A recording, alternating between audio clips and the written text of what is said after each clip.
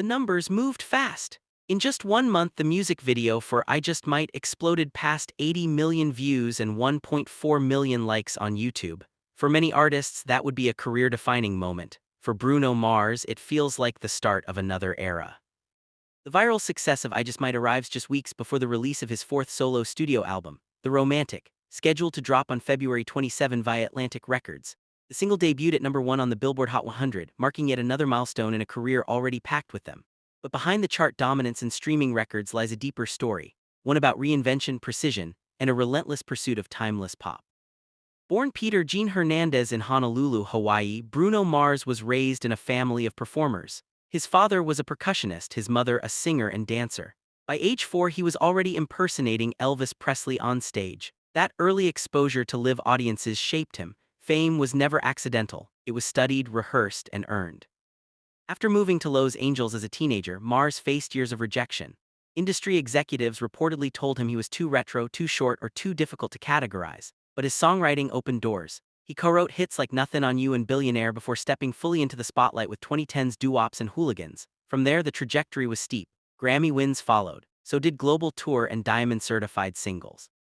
By the time 24K Magic arrived in 2016, Bruno Mars had cemented himself as one of the defining entertainers of his generation. His 2018 sweep at the Grammy Awards, including Album of the Year, signaled more than popularity. It confirmed industry respect. Then came a shift. In 2021, he joined forces with Anderson .Paak to form Silk Sonic, releasing the critically acclaimed album An Evening with Silk Sonic. The project leaned heavily into 70s soul and funk, showcasing Mars not just as a hitmaker but as a curator of American musical history. Now, nearly a decade after his last solo album, Bruno Mars is stepping back into the spotlight alone. I Just Might is both nostalgic and modern. The production blends analog warmth with crisp digital precision. The video, stylized with retro aesthetics and playful self-references, presents Mars in multiple roles, performing, directing, even interacting with versions of himself. It feels theatrical but intimate, controlled but joyful. Music critic Alina Ramirez of Soundwave Weekly describes the track as a masterclass in restraint and charisma. She adds, Bruno Mars understands space in a song. He knows when to hold back and when to explode. That's rare in today's streaming-driven landscape. Industry insiders suggest that The Romantic represents one of the most meticulous recording processes of Mars' career. Sessions reportedly stretched late into the night at studios in Los Angeles and Las Vegas. Longtime collaborators describe him as detail-obsessed. He'll redo a vocal line 20 times if it doesn't feel honest, said a producer who worked on the album. He's chasing a feeling, not just a hit. That philosophy may explain why Bruno Mars continues to resonate across generations.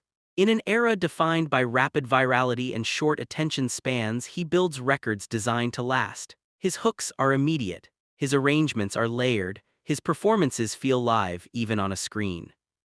The cultural impact is measurable. On TikTok and Instagram, snippets of I Just Might have sparked dance trends and vocal challenges. On YouTube, reaction channels dissect the production choices.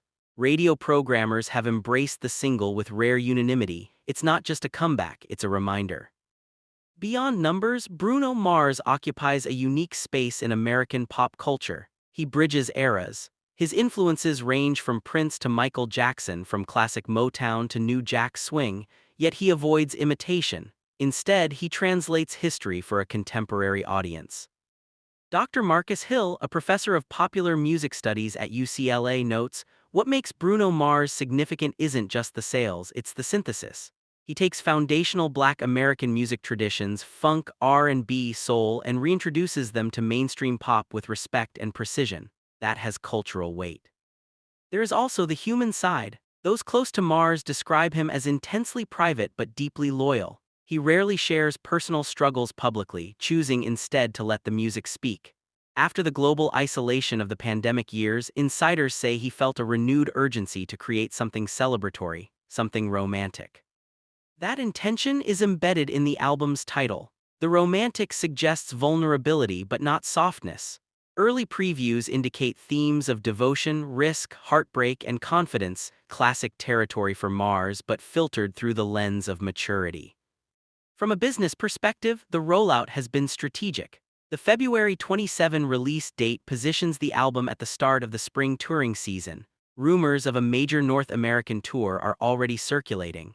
Streaming platforms have placed the single prominently on curated playlists, signaling strong label support. Yet even with a machine behind him, Bruno Mars remains the centerpiece. His live reputation continues to drive demand. Few artists match his combination of vocal control, choreography, and instrumental skill.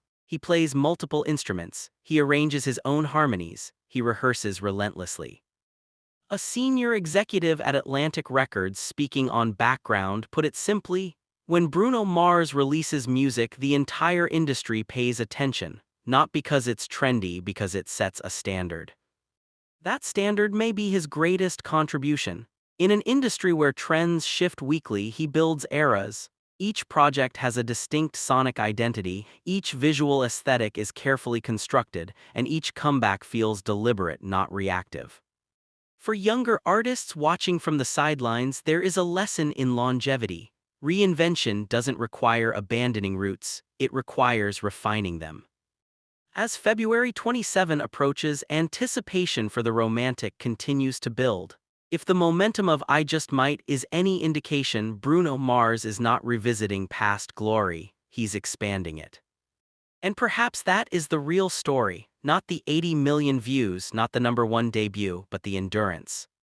More than 15 years into his mainstream career, Bruno Mars still commands attention in a crowded digital landscape. He does it without scandal-driven headlines or constant oversharing. He does it through craft. The spotlight has shifted countless times since his debut. Genres have risen and fallen, platforms have evolved.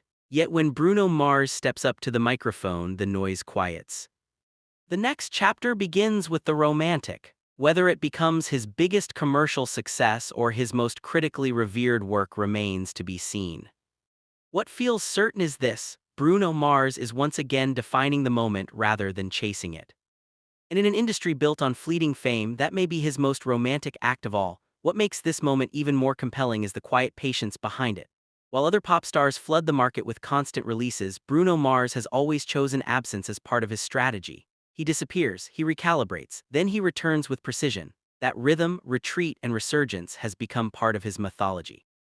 Insiders say the creative direction of the romantic was shaped by reflection. After years of global touring, record-breaking performances, and the collaborative triumph of Silk Sonic, Mars reportedly asked himself a simple question: what does romance sound like now? Not in 2010, not in 2016, but in a world reshaped by social media, isolation, and digital intimacy. The answer, according to early studio sources, was balance. Big choruses, live instrumentation, real drums, real strings, but also modern polish. The goal was not nostalgia, it was emotional clarity. That clarity may explain why I Just Might connected so quickly. The lyrics speak of risk, of choosing love even when uncertainty looms. The message is direct, vulnerable, but confident. It mirrors the arc of Mars' own career, a performer who bets on himself repeatedly and wins.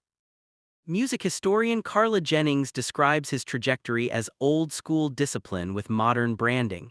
She adds, Bruno Mars studies the greats, he studies stagecraft, but he also understands algorithms, visual storytelling, and digital culture. That combination is powerful. There is also the matter of influence. Younger artists openly cite him as inspiration. From vocal phrasing to stage design, his imprint is visible across pop and R&B, yet Mars rarely comments on legacy. He avoids grand declarations, instead he rehearses.